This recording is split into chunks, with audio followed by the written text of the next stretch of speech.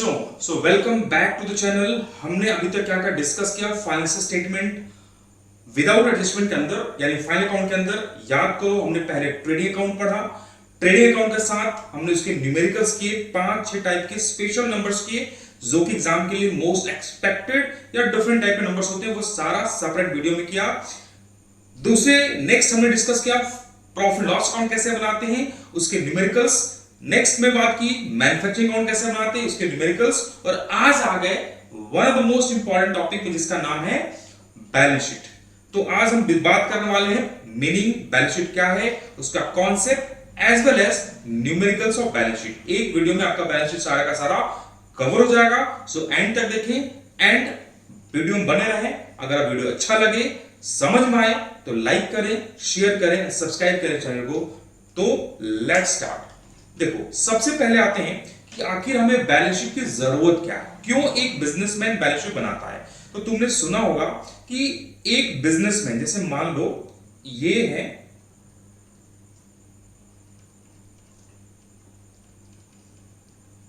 Mister Ram और ये है मिस्टर श्याम, दोनों ने बिजनेस स्टार्ट किया। मान लो तुम्हारे दोनों के दोनों पड़ोसी हैं। राम के पास एक साइकिल थी और श्याम के पास एक बाइक थी। जब इन्होंने बिजनेस स्टार्ट किया, तुमने कुछ दिन बाद देखा कि राम ने साइकिल बेच के नई बाइक ले ली। श्याम अभी भी बाइक ही इनके पास है। कुछ दिन बाद तुमने देखा कि now Ram has a car. Shyam ने अपनी बाइक बेच के अब ये साइकिल पे आ गया। एक साल बाद आफ्टर 1 ईयर तुम्हें मालूम चला कि राम के पास कार है, इसके पास न्यू फर्नीचर आ गई और श्याम के पास बस एक साइकिल बची है। स्टार्ट इस दोनों ने बाइक से ही किया था, स्टार्ट इसने साइकिल से किया था, इसने बाइक से किया था। अब अगर मैं तुमसे पूछूं कि बताओ इनमें से किसका बिजनेस ज्यादा अच्छा चल रहा है, तो तुम्हारा आंसर क्या होगा? बिल्कुल करेक्ट, तुम्हारा आंसर होगा कि सर राम का बिजनेस ज्यादा अच्छा चल रहा है। बिकॉज राम की जो एसेट है, जो प्रॉपर्टीज है, वो बढ़ती जा रही है ना। लेकिन जो श्याम की प्रॉपर्टीज है, देखो वो बाइक से साइकिल में आ गया और अब साइकिल बिकने की भी नौबत आ गई। इट मींस कि जो श्याम का बिजनेस है वो डिग्रेड कर रहा है, वो अच्छा परफॉर्म नहीं कर रहा। राम का जो बिजनेस है वो अच्छा परफॉर्म कर रहा है। मैंने कहीं भी, याद करो, इसमें प्रॉफिट वाली इंफॉर्मेशंस नहीं दिए। Still you can assess, you can know कि which business is doing better. How? It is from their assets. लेकिन सिर्फ एसेट देखने से काम नहीं चलेगा। हो सकता है राम ने कर्जा लिया हो, लोन लिया हो। तो किसी भी व्यक्ति का बिजनेस कितना अच्छा चल रहा है, नो डाउट प्रॉफिट से तो पता चलता ही है। साथ में एक और चीज पता चलता है जिसको बोलते हैं बैलेंस शीट, यानी कि फाइनेंशियल पोजीशन जिस बैलेंस शीट से कैलकुलेट किया जाता है। तुमने सुना होगा कि इस आदमी का, मुकेश अंबानी का नेटवर्थ बढ़ गया, Adani is the next richest person, उसका नेटवर्थ बढ़ गया। तो ये नेटवर्थ कैलकुलेट कैसे होती है, ये सारा का सारा फाइनेंशियल पोजीशन और नेटवर्थ पता चलता है बैलेंस शीट से। So it is important to know कि एक पार्टिकुलर डेट में, ईयर एंड के बाद, हमारे पास टोटल एसेट कितने बचे, टोटल लायबिलिटीज कितनी है, यानी वो एसेट का फंड कहां से आया। इसके लिए हम एक स्टेटमेंट बनाते हैं and then that statement is called balance sheet. Okay, so concept समझ में आया। अब आ जाते हैं मीनिंग ऑफ बैलेंस शीट। देखो, सबसे पहला, बैलेंस शीट एक अपने आप में एक स्टेटमेंट है। मेरे साथ साथ नोट्स बना सकते हो या स्क्रीनशॉट लेके लिख सकते हो। तो बैलेंस शीट क्या है? ये एक स्टेटमेंट है। सर स्टेटमेंट का मतलब क्या होता है बताऊंगा, ठीक है, जो हमें बताता है फाइनेंशियल पोजीशन किसका, बैलेंसेस ऑफ एसेट, जो हमारे पास एसेट उसकी बैलेंसेस कितनी है। What is balance? सपोज हमने एक मशीन परचेज किया था 10 लाख का, उस मशीन में डेप्रिसिएशन हो गया 1 लाख का, तो मशीन की बैलेंस कितनी बची? इट्स 9 लाख। तो 9 lakh is the balance of machinery यानी कि एसेट, वो शो करेंगे। और लायबिलिटीज कितनी है हमारी, हमारा कैपिटल कितना है, ये कब, एक गिवन डेट में। अब आते हैं स्टेटमेंट क्या होता है। याद करो, अकाउंटिंग में हम 2 चीजें बनाते हैं, अकाउंट्स जिसको हम अदर वर्ड्स में लेजर बोलते हैं, और एक बनाते हैं स्टेटमेंट। जैसे याद करो, trial balance was a statement. लेकिन प्रॉफिट लॉस ये एक अकाउंट था। तो फर्क क्या है, अकाउंट में ना हम बनाते वक्त याद करो डेबिट में टू एंड क्रेडिट में बी बाई बाई लगाते हैं, लेकिन स्टेटमेंट में ये टू एंड बाई की जरूरत नहीं होती। ठीक है, नेक्स्ट है, ये हम बनाते हैं कब, ये बनाते हैं after preparing trading and profit loss account, यानी trading and profit loss as well as manufacturing account बनाने के बाद बनाते हैं बैलेंस शीट। क्यों?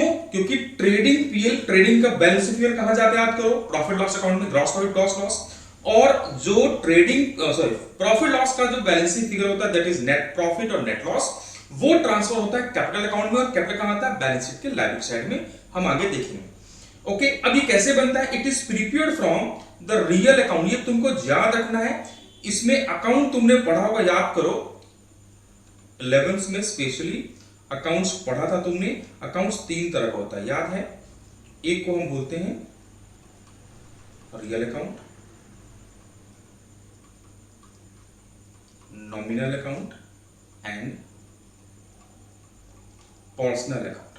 तो जो नॉमिनल अकाउंट है, याद करो वो नॉमिनल अकाउंट क्लोज होता है, कैसे, बाय ट्रांसफरिंग टू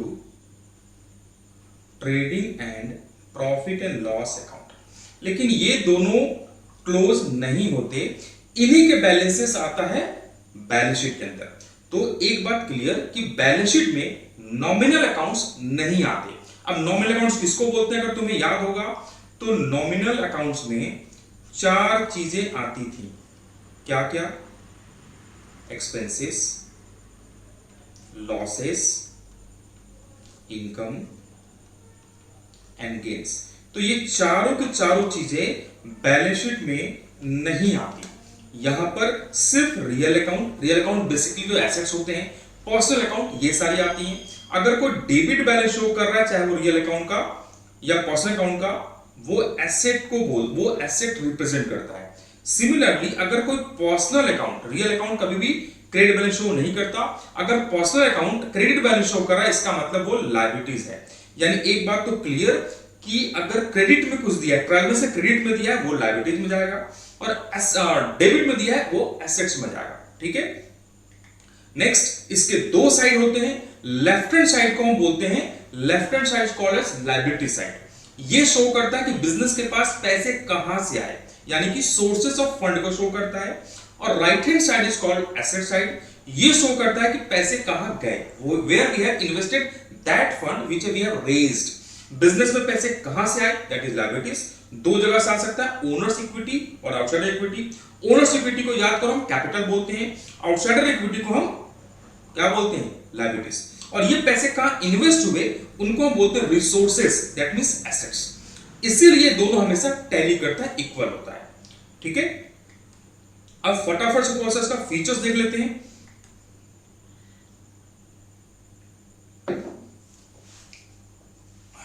पहला फीचर है, देखो ये पार्ट ऑफ फाइनेंशियल स्टेटमेंट है। पार्ट ऑफ फाइनेंशियल स्टेटमेंट मतलब मैंने बताया कि याद करो पहले का हमने डिस्कस किया था फाइनेंशियल स्टेटमेंट के दो बेसिक पार्ट हो, दो, एक को हम बोलते हैं इनकम स्टेटमेंट जो ट्रेडिंग पीरियड था, और दूसरे को बोलते हैं पोजीशन स्टेटमेंट यानी कि बैलेंस शीट। तो ये second part of the income statement है।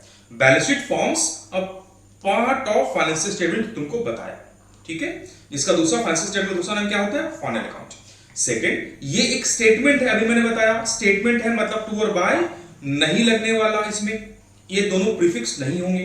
थर्ड, ये समरी ऑफ अकाउंट्स है, लेकिन कौन से accounts, only personal account and real account, not nominal. उनके समरीज हैं, उनके बैलेंसेस हैं। इक्विटी ऑफ बोथ साइड मैंने बताया, इनके दोनों के दोनों साइड हमेशा क्या होगा, इक्वल होगा। There is no balancing figure.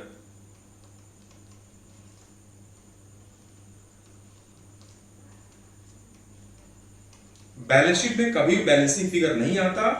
Reason भी है, जैसे मैंने बताया दो रीजन, देखो हम डबल एंट्री सिस्टम पढ़ रहे हैं, तो जहां से कहां से फंड रेज हुआ, पैसे कहां से आए, वो हम शो कर रहे हैं लायबिलिटी साइड में, और एसेट में क्या शो कर रहे हैं, वही पैसे कहां गए। That's why both always tally. Next है रिफ्लेक्ट फाइनेंशियल पोजीशन, ये हमारे फाइनेंशियल पोजीशन को शो करता है। तो इसे हम क्यों बनाते हैं? To know the financial position on a fixed period of time, on specially ये बनता है एक पार्टिकुलर डेट में। याद रखना बैलेंस शीट का लाइफ एक दिन होता है, ये ईयर के एंड में एक पार्टिकुलर डेट में बनता है। तो ये थे इसके फीचर्स।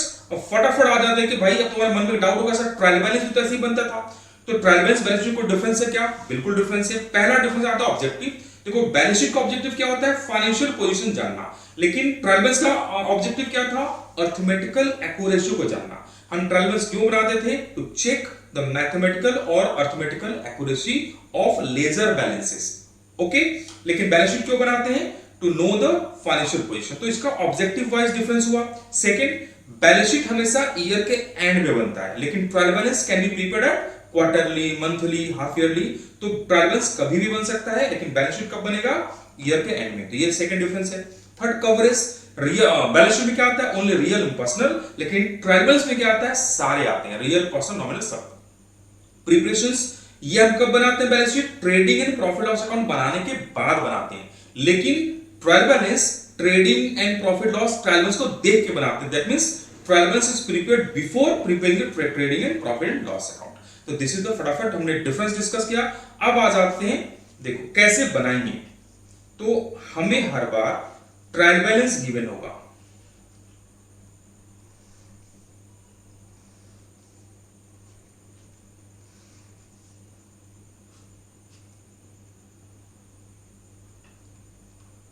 ये है name of accounts, debit, credit, और इसका नाम है ट्रायल बैलेंस। हमें हर बार ट्रायल बैलेंस दिया होगा। अब ट्रायल बैलेंस में याद करो क्या क्या आता है।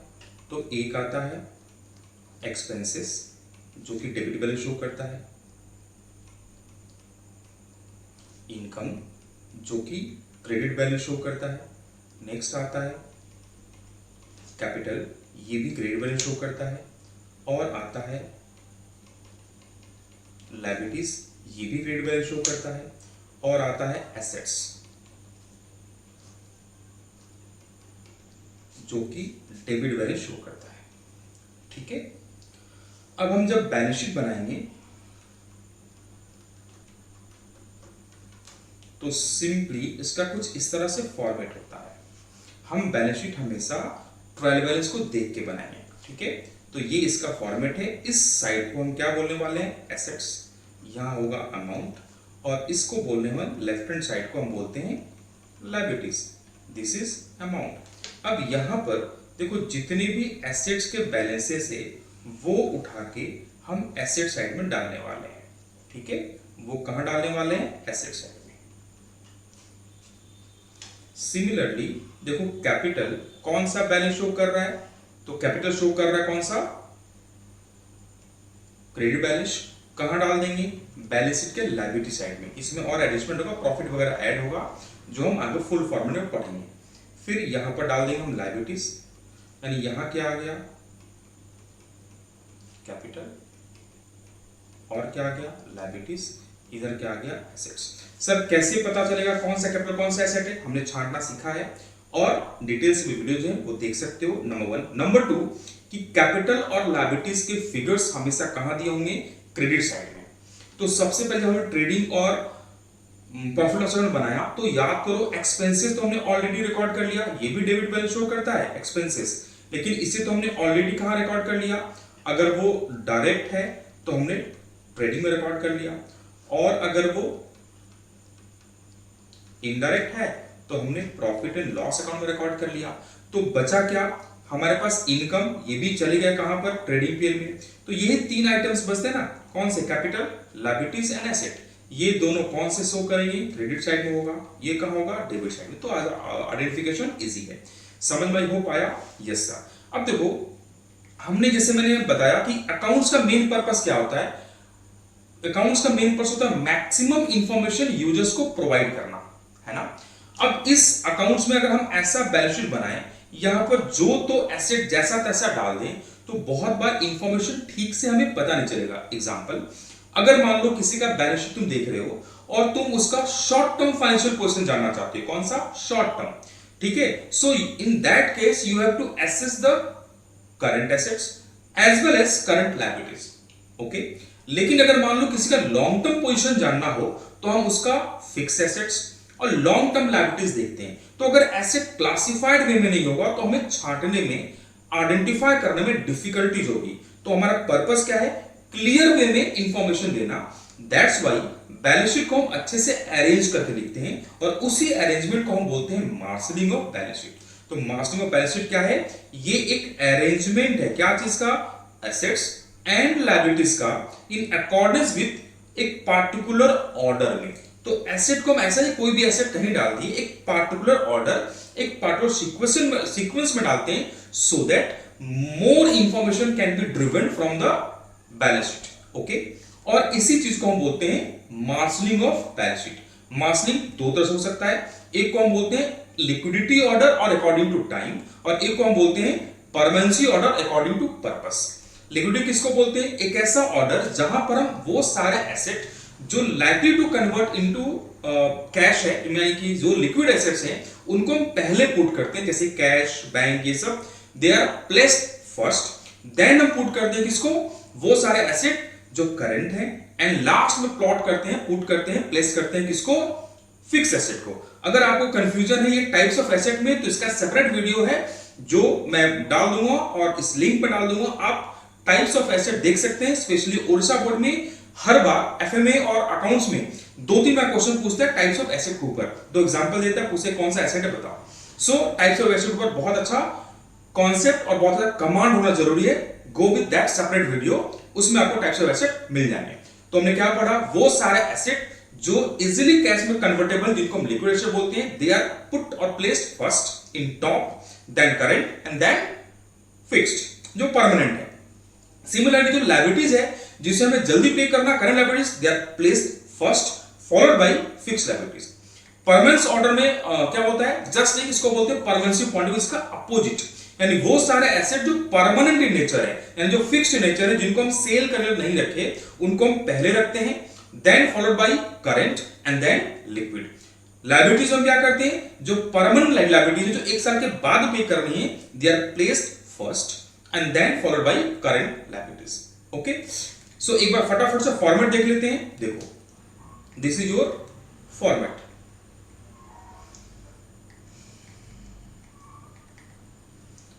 ये जो है, ये according to permanence point of view. इसमें देखो, सबसे पहले गुडविल आया, then land building, plant machinery and fixture, furniture fixture, ये नीचे होगा, investment, stock, prepaid, debtor, bills receivable, cash in and cash at bank, cash at bank and cash in. ये देखो, ये लिक्विड्स वाले बाद में, फिर करंट वाले, और सबसे पहले कौन से हैं? सारे फिक्स्ड वाले। सिमिलरली हम सबसे पहले कैपिटल पुट करेंगे। इसमें जितने भी नेट प्रॉफिट हुआ होगा, कहां से आएगा नेट प्रॉफिट? याद करो, transfer from profit and loss account, और अगर लेस कर देंगे, अगर नेट लॉस है तो लेस कर देंगे ड्रॉइंग, और जो ये फिगर ये डाल रहे हैं, this figure is called closing capital. कभी कभी 1-2 में पूछ लेता है कैलकुलेट क्लोजिंग कैपिटल, तो तुम्हें ऐसे ही निकालना है, ठीक है। और अगर क्लोजिंग से निकालना है, this capital is called opening capital, ठीक है। नेक्स्ट उसके बाद लोन और सारे करंट लायबिलिटीज लाते जाएंगे, ठीक है। नेक्स्ट आते हैं, अगर हम मान लो बना रहे हैं ये जो बैलेंस शीट है according to liquidity point of view. अब देखो यहां पर जहां से वो cash in hand, cash at bank, bills receivable, यानी पहले हमने क्या डाला? लिक्विड, फिर हमने क्या डाला?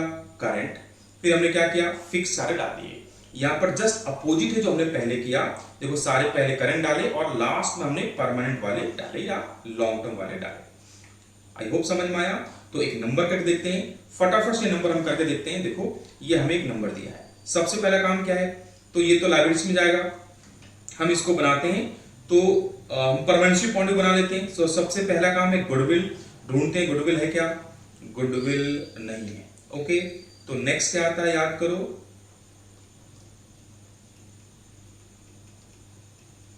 लैंड एंड बिल्डिंग जो दिया है 3 लाख। फिर कार, देखो ये सारे ना इधर जो दिए हैं ये सारे कौन सा बैलेंस है? डेबिट।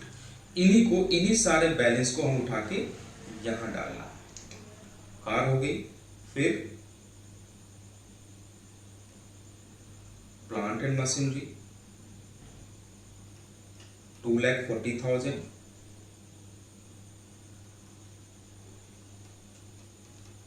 Furniture 15,000,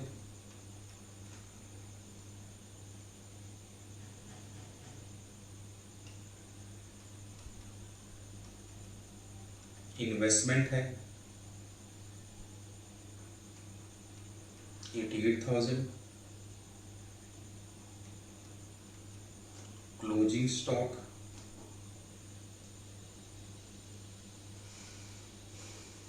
9,600, then debtors,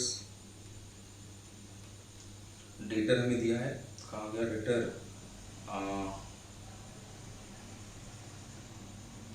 1,60,200। फिर देखो क्या दिया है? बिल्स रिसीवेबल, ठीक है, जो दिया है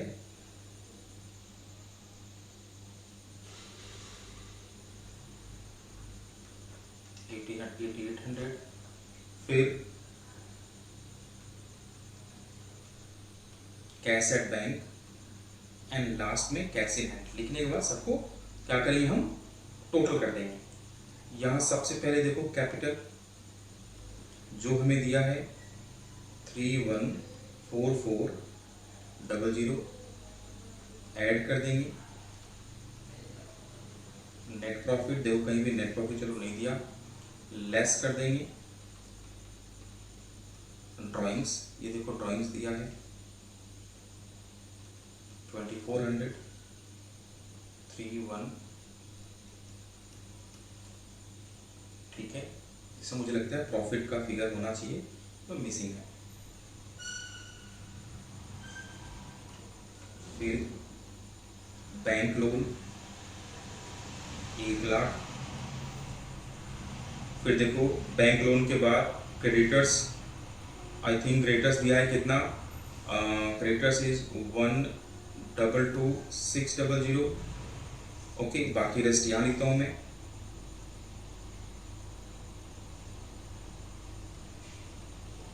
बिल्स पेबल जो 6,400 है। Outstanding expenses 70,000, bank overdraft 3,20,000, sales tax payable 74,600। That's it. इन दोनों को प्लस कर दो तो आ जाएगा हमारा आंसर, ठीक है। That's all about balance sheet. मिलते हैं अगले वीडियो में। Till then take care, bye bye.